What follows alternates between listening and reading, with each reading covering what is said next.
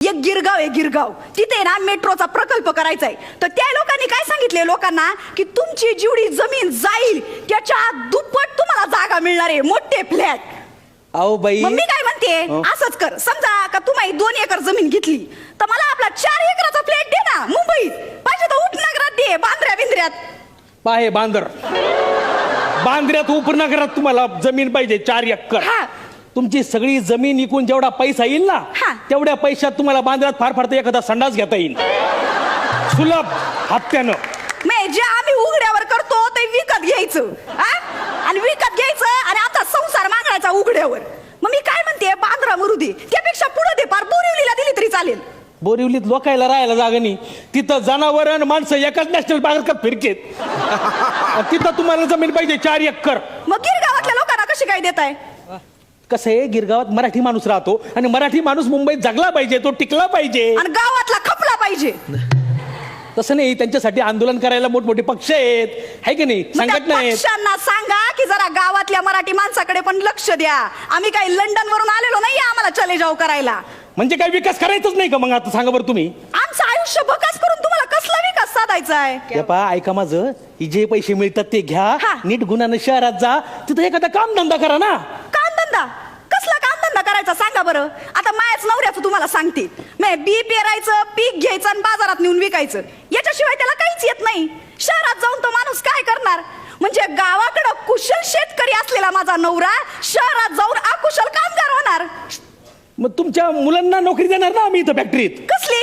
चौकीदाराची. म्हणजे जो खरा या जमिनीचा मालक आहे तो दुसऱ्या मालकाचा नोकर होणार. मग तुमचं म्हणणं काय? तुम्हाला काय पाहिजे? मग मी एक शेवटचं सांगते, पटत असेल तर घे, नाही तर जाय.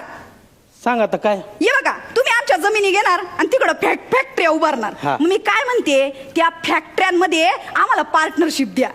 मी जितकी ज्या शेतकऱ्याची जमीन आहे तितकी त्या शेतकऱ्याची पार्टनरशिप.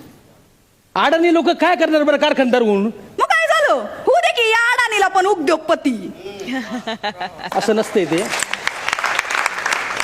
तुम्हाला सांगितलं तेवढं करा. पैसे घ्यायचं, निघायचं.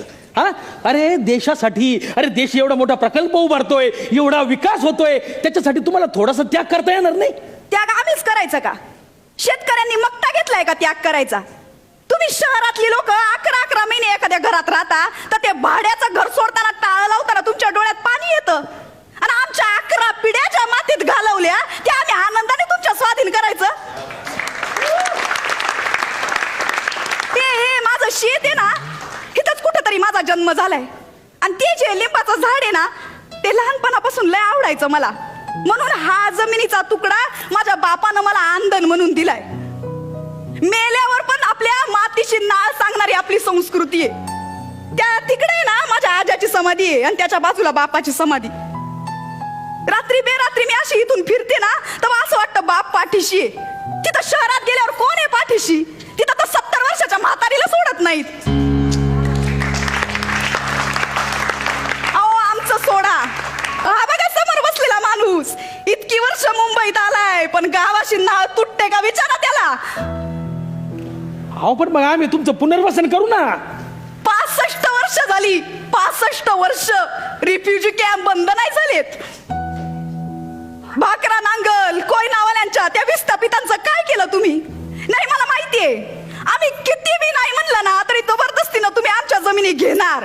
आणि मला हे बी माहितीये की आम्ही कोर्टात गेलो ना तरी तुमच्या विरुद्ध काहीच करू शकणार नाही. तुम्ही आम्हाला देशोधडीला लावा आणि देशाचा विकास करा.